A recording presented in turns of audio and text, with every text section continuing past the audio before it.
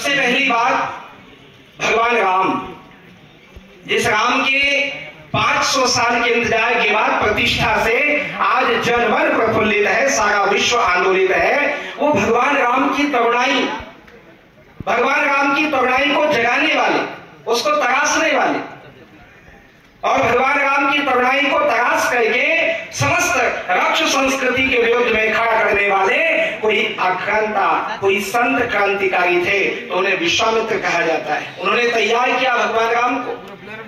भगवान कृष्ण जो अलौकिक थे, जन्म से ही परमात्मा के अवतार थे, लेकिन उनके उस तेज को संग्रहित करने वाले और कहा कि बांसुरी छोड़कर माधव, अब हाथों में चक्र सुदर्शन उठाना होगा, वो गुरु सांदीपनी का प्रताप था जो उज्जैन महाकाल से उनको खींचकर द्वारका ले आता है।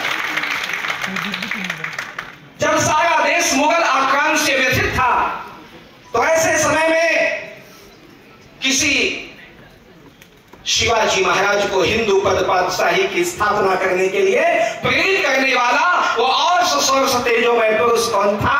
वो संतत्व के उच्च शिखर का प्रणेता समर्थ गुरु रामदास थे, जिन्होंने श्री राम जय राम जैसे शब्द को भी विजय महामंत्र बना दिया। हम चंद्रगुप्त की बात करें तो चाणक्य की छवि आती है, और जब जब इस देश के अंदर संत परंपरा की बात आती है तो उसी परंपरा का निर्वहन राष्ट्रीय स्वयंसेवक संघ करता है, जिसका परिचय है कि आज अखिल भारतीय विद्यार्थी परिषद के इस मंच पर एक संत को अतिथि बनाया जाता है। तो क्या अध्यात्म शक्ति क्या है? स्वामी विवेकानंद जी पोषण करते थे अध्यात्म शक्ति का सारे विश्व के अंदर। उन्होंने अग्रदूत बन करके, हमने भी बचपन से विवेकानंद जी को पढ़ा, अपने भाषण में विवेकानंद जी कहा करते थे, संत का अर्थ चोले से नहीं होता।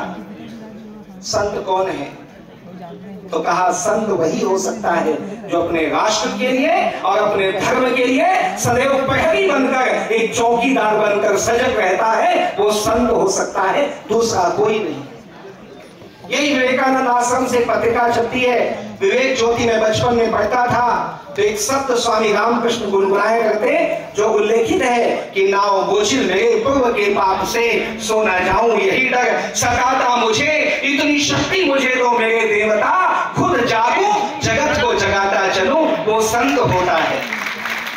एक सनातन का प्रहरी, एक भारत का अग्रदूत नरेंद्र स्वामी विवेकानंद के रूप में जब शिकागो की धर्म सभा में, उस विशाल सभा में बोलते हैं तो सारा विश्व आंदोलित हो जाता है। बाद में जब उनसे किसी ने पूछा कि आपके शब्दों में तीक्ष्णता क्यों है, आपके शब्दों में धार क्यों है, तो स्वामी विवेकानंद कहते हैं ये मेरा परिचय नहीं है, ये वास्तविक भारत का परिचय है, भारत की अध्यात्म का परिचय। मैं ये सब बातें इसलिए कह रहा हूं, यहां हमारे राजनीतिक क्षेत्र से, सामाजिक क्षेत्र से, संगठन संगठनात्मक क्षेत्र से, सभी क्षेत्रों से लोग उपस्थित हैं। आज भी समय की आवश्यकता है। स्वामी विवेकानंद जी कभी नहीं कहते थे कि हम उदार हिंदू बने, उन्होंने कहा कायर हिंदू और उदार हिंदू नहीं चाहिए, हमें कट्टर हिंदुत्व चाहिए, वो कट्टर हिंदुत्व। क्योंकि उसके पहले उन्होंने देखा कि भारत में कैसे भाषण दिए जा रहे थे, उन्होंने देखा कि कैसे लोग धर्मगुरु बन रहे थे, तो उन्होंने कहा नहीं, हमको क्यों धीरे से कहना चाहिए, हमें तो पूरे सम्मान से कहना चाहिए। और ये उक्ति दिया कि गर्व से कहो हम हिंदू हैं, ये उक्ति स्वामी विवेकानंद जी ने दिया। आज भी उस उदात्त हृदय की आवश्यकता है, लेकिन उसके साथ साथ हम सब के भीतर में कट्टर हिंदुत्व जीवित रहना चाहिए। मैं जिन क्षेत्रों में कार्य कर रहा हूं, उन क्षेत्रों में जहां लचीला बनाता है तो हम शिथिल हो जाते हैं। मैं आप सभी से कहूं, मेरे युवा साथी ने बहुत बढ़िया परिचय दिया कि जो सेवा के साथ, शील के साथ, स्नेह के साथ, संस्कार के साथ, समरसता के साथ, सद्भाव के साथ हमारे हिंदुत्व का परचम सभी क्षेत्रों में ऊपर उठाए, उस शक्ति का नाम है एबीवीपी, उस शक्ति का नाम है अखिल भारतीय विद्यार्थी परिषद। तो मैं ये भी कहना चाहूंगा कि जिन क्षेत्रों में भी आप काम करते हैं, आज सबसे ज्यादा हमारी आशा बनी हुई है, सबसे ज्यादा आशा बनी हुई है एक ऐसे अंधकार युग से हम निकले हैं कुछ दिन पहले, तो हमारी आशा बनी हुई है कि छत्तीसगढ़ प्रदेश में धर्मांतरण की जो आग है उसे बुझना होगा, उसे खत्म करना होगा, धर्मांतरण मुक्त छत्तीसगढ़ बनाना होगा। तो इसके लिए पहला ध्यान कहां है? अखिल भारतीय विद्यार्थी परिषद से निकले हुए, अखिल भारतीय विद्यार्थी परिषद को संभाले हुए जिन लोगों के कंधों पर आज राजनीतिक भविष्य है, जिनके कंधों पर राजनीतिक जिम्मेदारियां हैं, बड़ी आशा से हम सनातनी, हम सभी लोग देख रहे हैं कि अब एक ऐसा निर्णय, एक ऐसा ठोस निर्णय लिया जाए जो स्वामी विवेकानंद कहते थे कि धर्मांतरण मुक्त भारत हो, धर्मांतरण मुक्त छत्तीसगढ़ हो। पहली जिम्मेदारी। दूसरा, सामाजिक नेतृत्व। आप किसी भी संगठन से जुड़े हैं, सामाजिक नेतृत्व से जुड़े हैं। छात्र शक्ति तो राष्ट्र शक्ति है ना, लेकिन इसके साथ साथ छात्र शक्ति जब उठ करके बाहर जाती है, यहाँ पर कोई अलग नहीं है, सभी विद्यार्थी, और विद्यार्थी की कोई उम्र नहीं होती है, विद्यार्थी की कोई उम्र नहीं होती, पढ़ने की उम्र नहीं होती, तो विद्यार्थी की उम्र नहीं होती।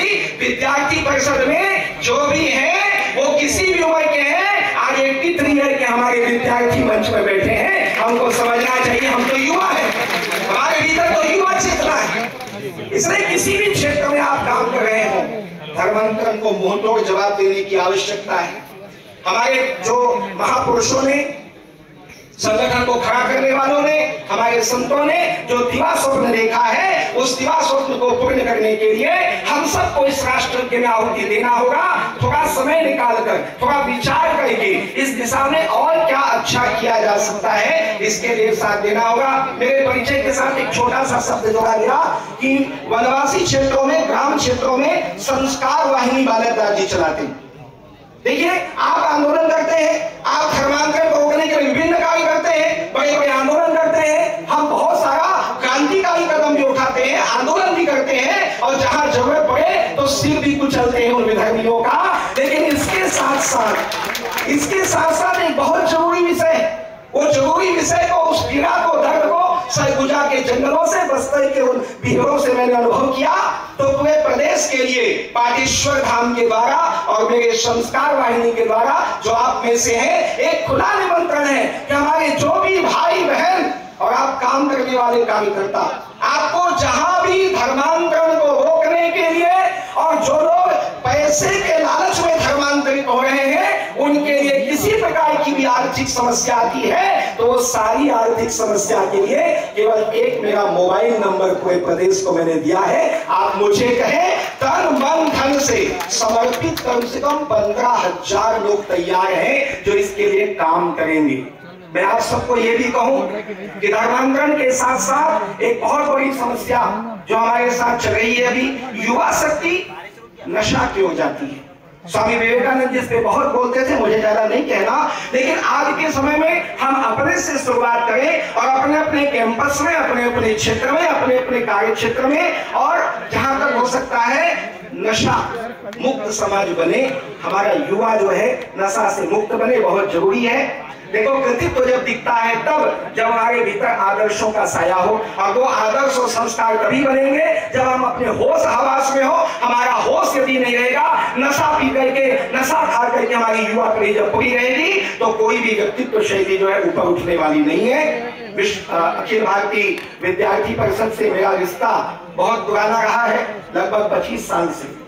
मैं कार्यक्रमों में आता हूँ, एक बार आश्रमों में भी आया। आज आप लोगों ने मुझे अवसर दिया। मुझे एक संस्मरण याद आता है, गोवा की बात है, 2016 की बात है। गोवा में कुलपति बहुत से भारत के अलग अलग विद्यालयों के कुलपतियों का एक सम्मेलन था, और मुझे वहां पे बुलाया गया। संभवतः वहां के आयोजकों को पता नहीं था कि मेरी शिक्षा दीक्षा कितनी हुई है। मैं तो छत्तीसगढ़िया हूँ, 3 क्लास पढ़ा, 4थी के बाद संत बन गया, लेकिन मुझे बुलाया गया। व्यक्तित्व शैली और वक्तव्य शैली पर मुझे बोलना था 20 मिनट। और जब 20 मिनट बोलने के बाद मुझे किसी ने पूछा कि आपका एजुकेशन क्या है, मैंने कहा 3री क्लास। तो उन्होंने कहा आपने सब पाया कैसे?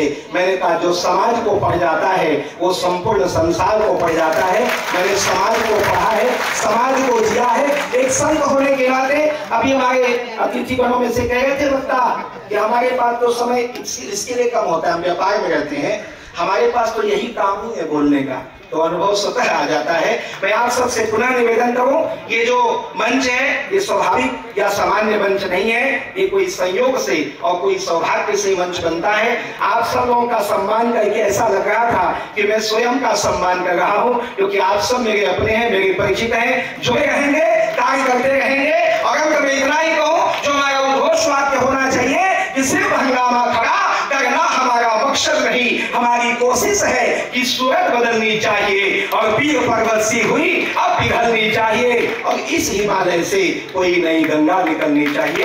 जय जय।